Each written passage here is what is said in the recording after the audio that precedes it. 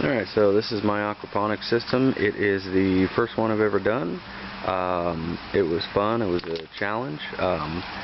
Mostly cutting the barrel in half, getting the barrel to set right in the frame, and getting it all plumbed correctly and getting the pump working correctly.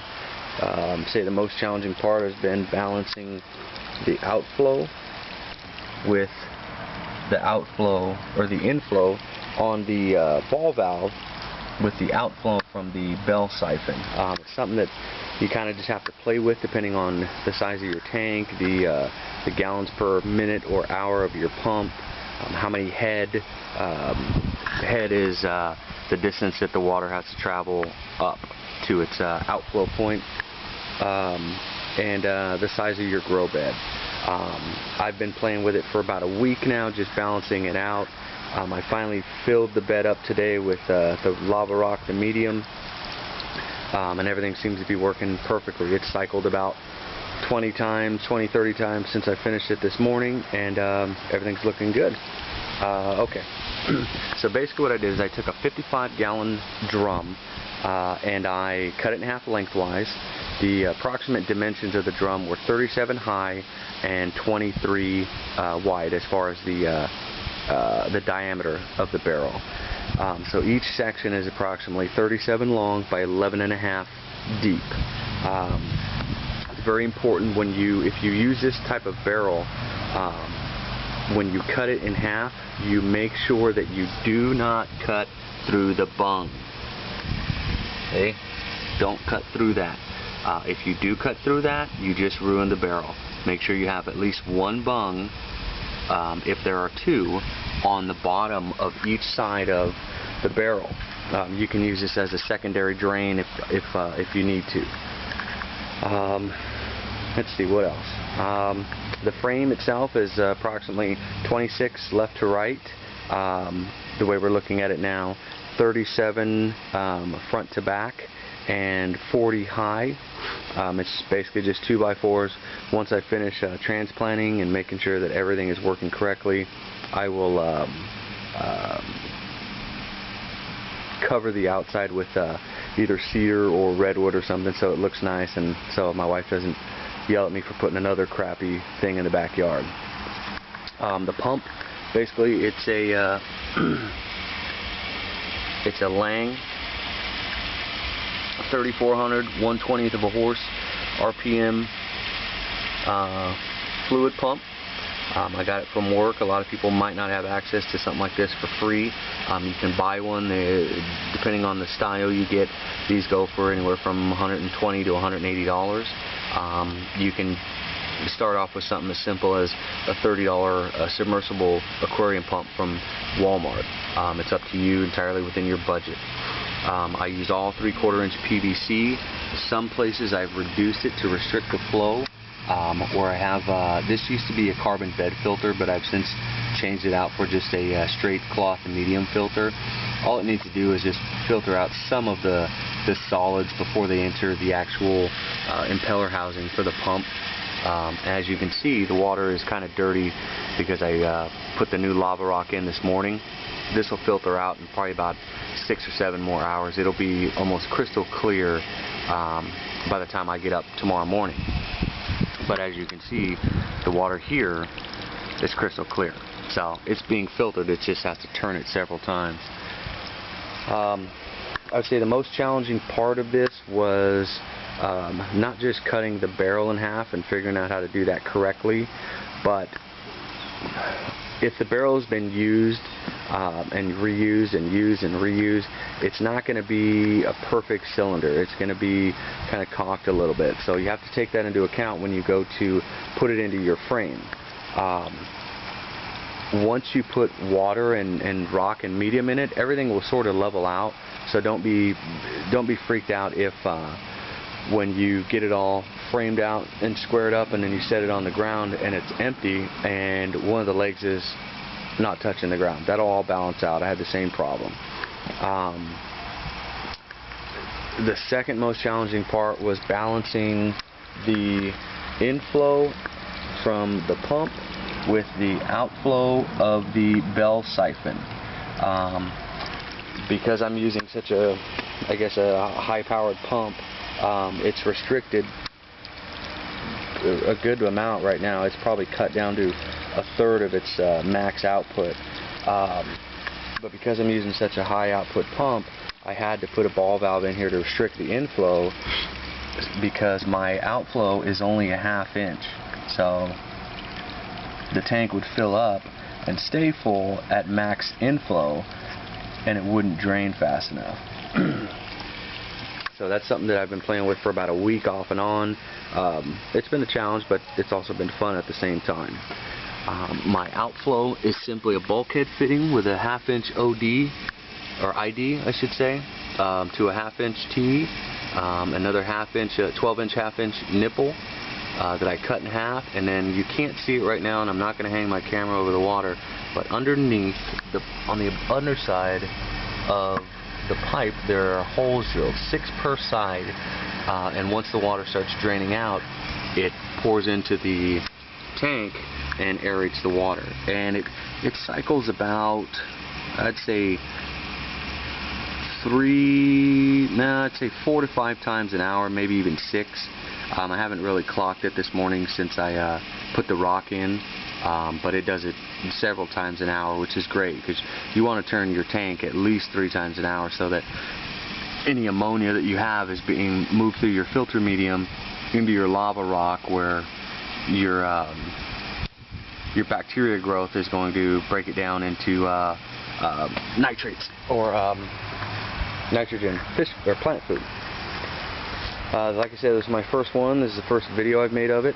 It looks kind of rough right now, but like I said, I promised my wife that I would frame it out, that I would trim it with something nice and stain it so it looked nice. I transplanted the eggplant yesterday, as well as the okra. They seem to be doing fine still. I just transplanted this strawberry this morning, and this melon this morning as well. There are several fish in there right now. There's probably 13 or 14 fish, some small goldfish, and then some other ones, some edible kind. I'm not going to tell you which though. Let's see. Everything seems to be working good. The bell siphon is essentially a 2-inch piece of ABS with a cap on it. I have a 1-inch piece of PVC reduced down to a ½ inch. The 1-inch PVC is approximately 9 inches. The bell siphon is approximately 9 inches as well. You want to have the overall length of your PVC bell, or your ABS bell, whatever you make it out of, about the same as the length of your inner nipple, the nipple that the water actually is going to flow out through. The reason being is you're going to have about a ½ to 3/4 of an inch difference from the top of your 3/4 inch pipe to the actual crown of your cap, because it's a dome essentially. That will allow your siphon to build up enough suction so it works properly. I filled it up to about 9 or 10 inches or so of rock. That way the water line stays just below the top surface of the rock, because you don't actually want the stem of the plants to be submerged in water, because that's going to cause them to rot. That's why you don't water a regular soil garden every single day unless it's like 180,000 degrees. You want the root zone to be wet, but you want it to be continuously cycling with fresh water. As you can see, it's draining now, and it's good. Plenty of aeration. The fish seem to be happy. The only fish that I've lost were in the first 2 or 3 days, which, you know, you buy goldfish and you put them in your tank at home, and you buy 30 of them because you know you're going to lose 15 in the first day. It's the way it is. But other than that, they seem to be happy. I even caught a frog at work and threw it in here, but I don't know what happened to him. That's pretty much it. It's been fun. It's been simple. Hopefully it's everything everybody claims it to be. And I've already have plans for, if this does pan out, that this fall when I rip the soil garden out, I will build an even bigger aquaponics system over there. But I'll keep you posted. Thanks for watching. Feel free to email me if you have any questions. Thanks.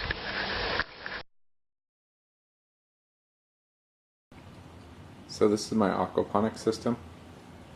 Down below I have a fish tank and one large fish down here. He's kind of a sucker fish that cleans the tank. I also have a couple of small tetras. 3 small tetras, 2 kind of ghost fish. I don't know if you can see them in the tank.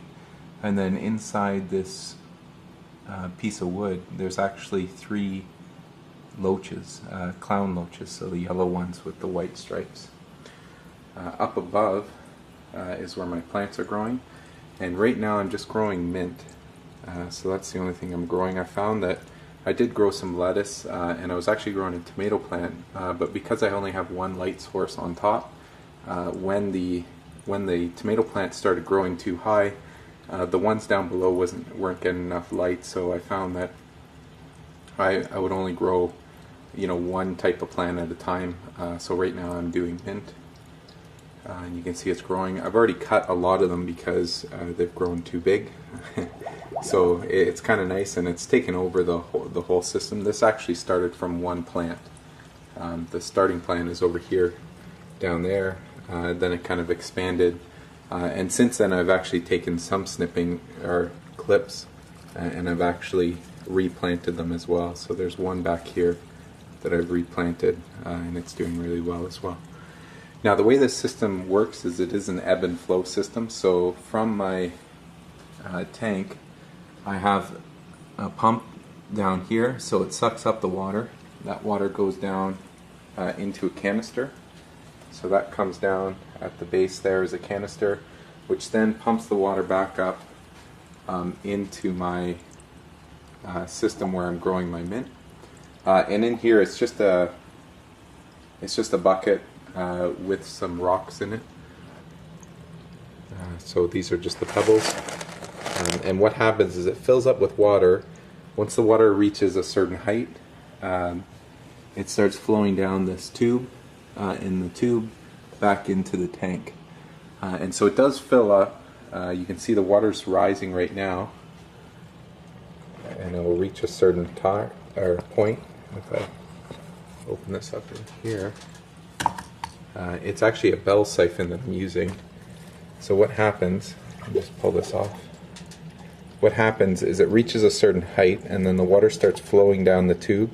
Once it starts flowing down the tube, it creates a siphon, and once it creates that siphon, it won't let up on that siphon until it reaches the bottom. So that's on here. There's some holes at the bottom, and that will release some air into the siphon, and once the air is released into the siphon stops. So right now you can see the water is actually up at the top of the rocks. And I'll just put the bell back on. And once that's backed on, it should actually start the siphon as well. So you can see here the water's starting to flow. In fact, now let me just see if it kickstarts it. I have to give it.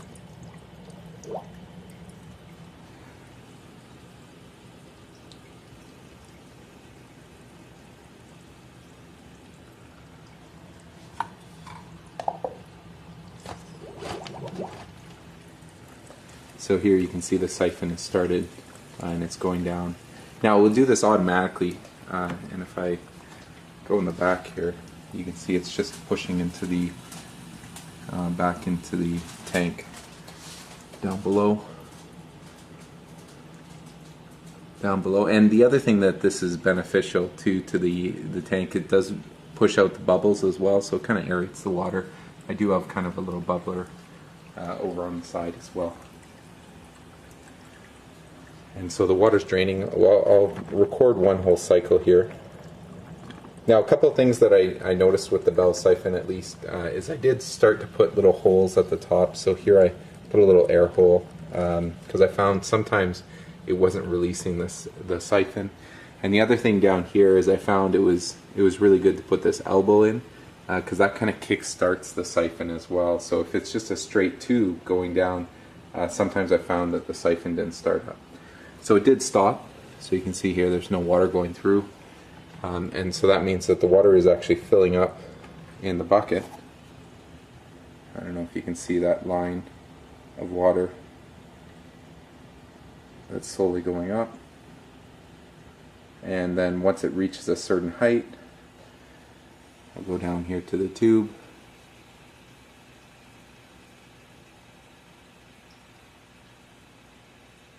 You can see a little bit of water starting to go at this point.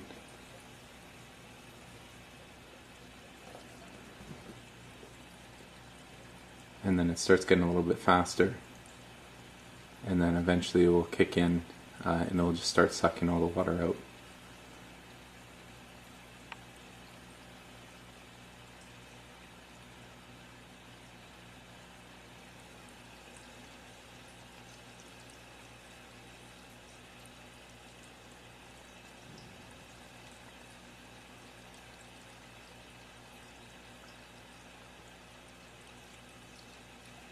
So here it goes, and now it's going to take all the water. And so now if I looked at the water level, you'll start to see the water level drop slowly, and then at some point it will stop. Once it reaches a certain level, the air is going to get into that bell. Once that air gets into the bell, it will stop the siphon.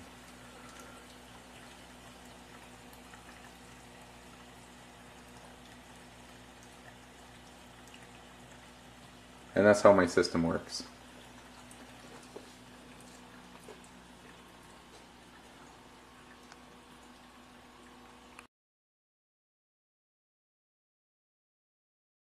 Okay, so here's just a quick rundown of the first IBC / swimming pool aquaponics setup that I've made.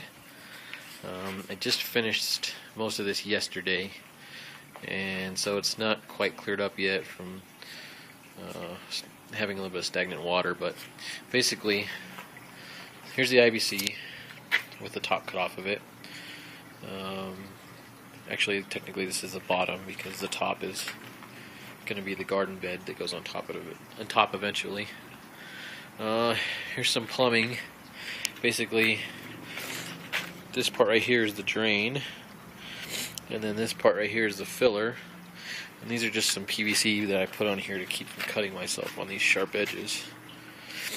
So this drain goes down and then goes underneath these swimming pools that I have made for garden beds, and they're all connected by one pipe. So this drain in the middle of this garden bed and this drain in the middle of this garden bed, those are two bell siphons. And then this one just kind of free flows down through that same pipe. Because I don't have a lot of water pressure right now with the pump that I have, this water going down this pipe helps create enough volume going through that when these fill up, eventually the bell siphons will activate. And then they all drain out into kind of a sump of sorts over here, which is kind of a funny story, but I'll get into it another time. But that's about it. There's not a lot to see fish-wise because the water is so murky right now. But in a couple days it'll clear up, I think. And hopefully we'll have something to show you in there. There's just a little bit of duckweed on here right now that was kind of left from when I had this just sitting with water in it.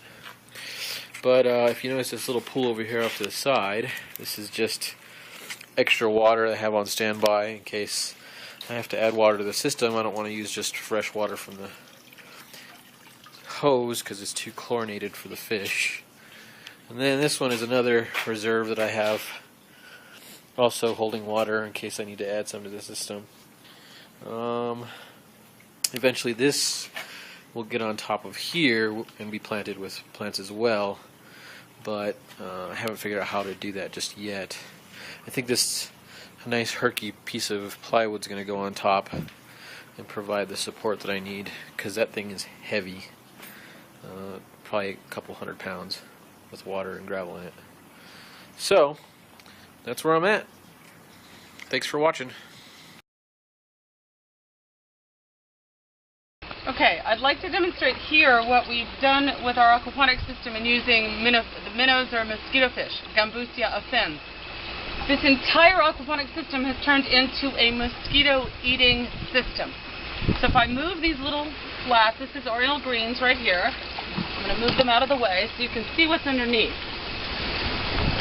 And what's under here, lettuce, is a whole bunch of mosquito fish. Now these mosquito fish eat all the malaria-carrying, dengue-carrying, West Nile-carrying mosquito larvae. This has turned this entire system into a mosquito trap. We have no mosquitoes on our 7-acre property, even though we are in the middle of a very, very high mosquito area. Our neighbors also have no mosquitoes on their property. The mosquitoes come here to lay their eggs.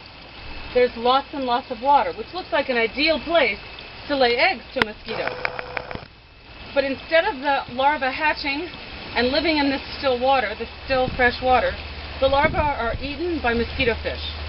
That is what has turned this entire system into a giant mosquito trap.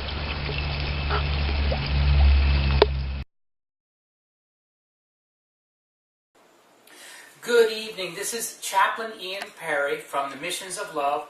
We are starting a school of aquaponics. This part that we're showing today is how to make a biofilter. A biofilter is very important in an aquaponics system if you're going to have a lot of fish in your system. Normally on a continuous flow you would not need a biofilter because you have a set amount of fish and the system cleans itself. But if you're going to have a large amount of fish versus a large amount of plants, it's good to have a biofilter to get some of the concentrated stuff that's in the water out. But it can be very expensive if you buy one, and we're going to show you how to make one inexpensively. Typically a biofilter can cost upwards of several $100s or even more. We're going to show you how to make it for only $8, and that's here in St. Cloud, Florida.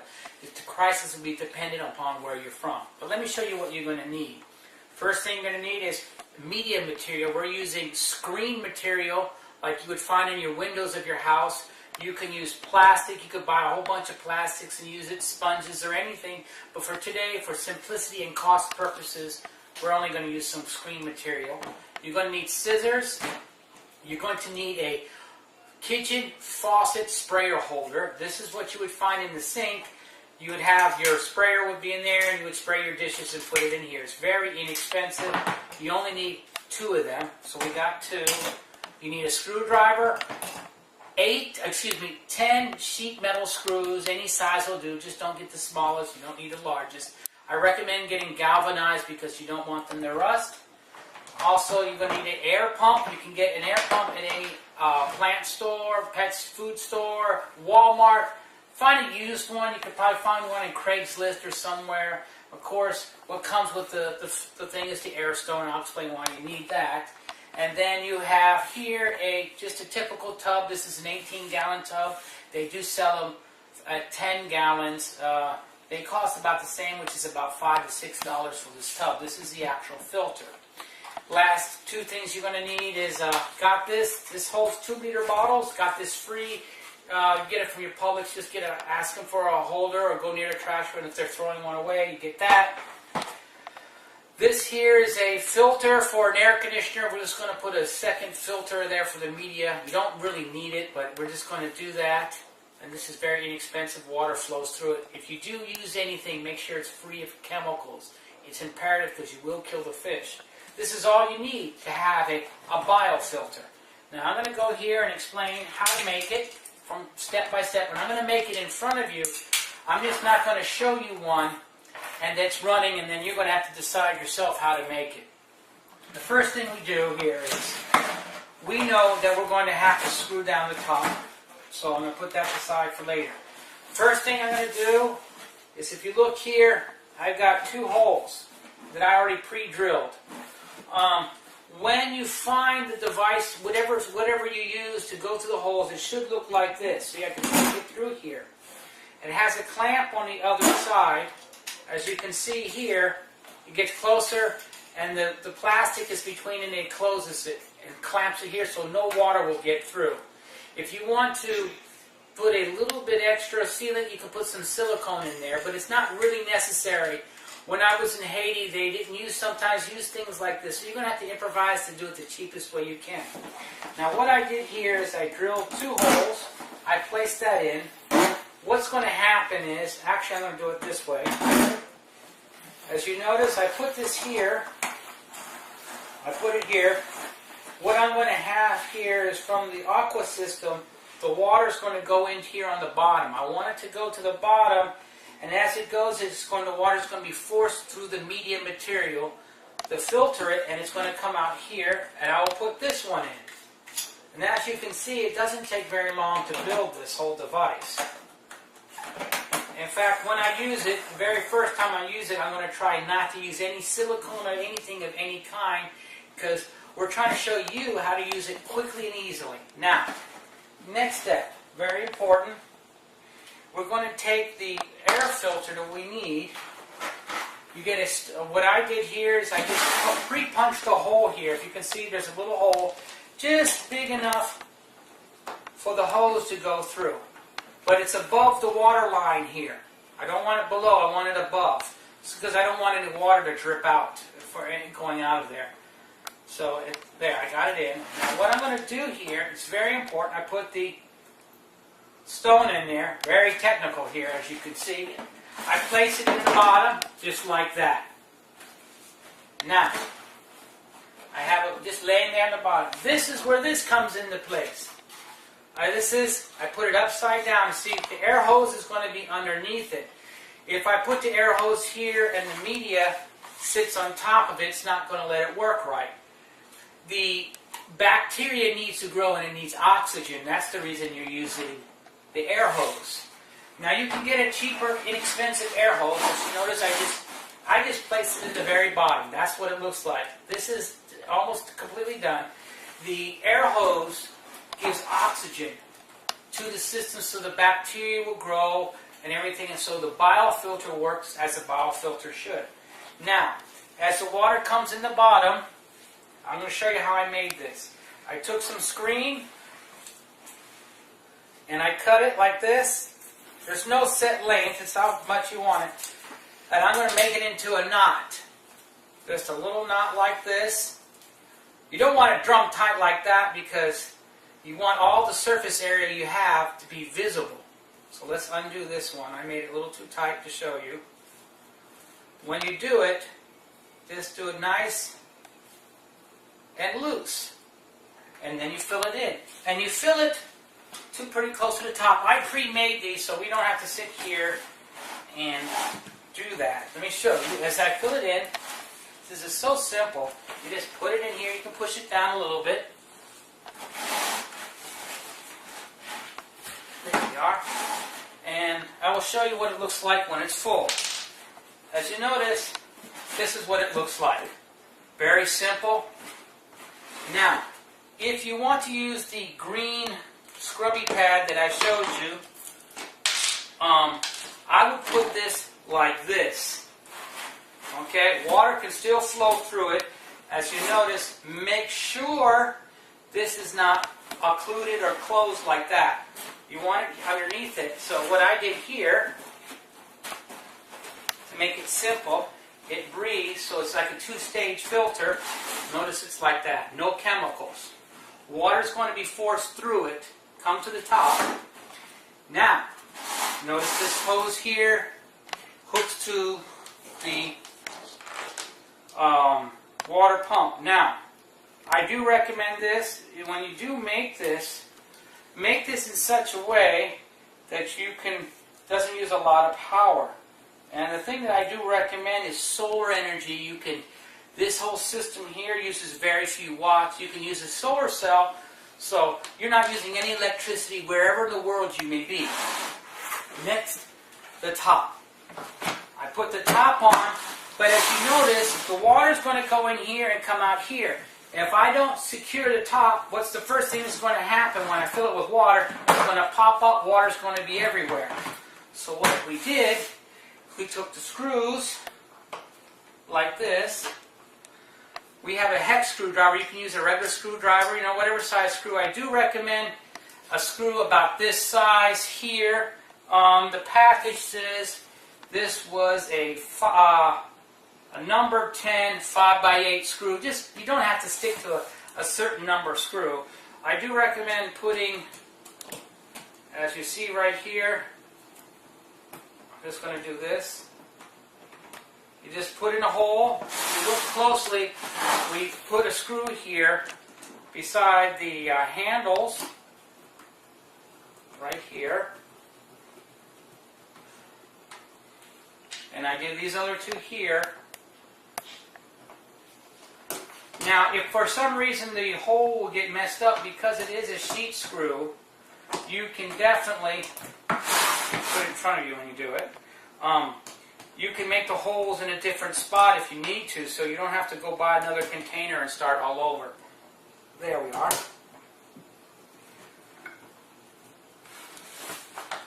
Then put this screw in here. Now you don't need a drill. The reason we're doing it like this, simplicity is critically important. If you were to be in a place such as where there's a tornado, a disaster happen, you can't afford to buy a lot of things, or you're in an area you just don't have the money. So I recommend using this. Now what's the great thing about this, you can clean it easily by taking the screws out, and of course you would use the water on any plants that you have to fertilize them in the house, flowers or whatever. It's good. It's not like a hydroponic system where the water you're getting rid of it is now what they call a, how would you say, it's not a thing. EPA needs to check it because it's bad for the ground because it's got a lot of chemicals and stuff in it. This is purely natural because we're using an aquaponics system. And you will be seeing that we're going to be teaching you a two-step system that you can use this. Simplicity. Again, we're showing you because we want you to know that it's a free thing that we're showing you to do, step by step. You can modify this, make it better, worse. This is just simple. You don't want to spend a whole lot of money because if you don't have it, you can't. And this is how it works. This is a complete system. This is all it is for a bottle filler. $8 and you have it. Now I look forward to seeing you. If you have any other questions, feel free to call, write me at ki4ngz@yahoo.com. You can look at our YouTube site. We have a lot of pictures and questions. Feel free to email me or leave a comment, and we'll help you in any way we can. This is Missions of Love, School of Aquaponics, and may you have a good time growing something.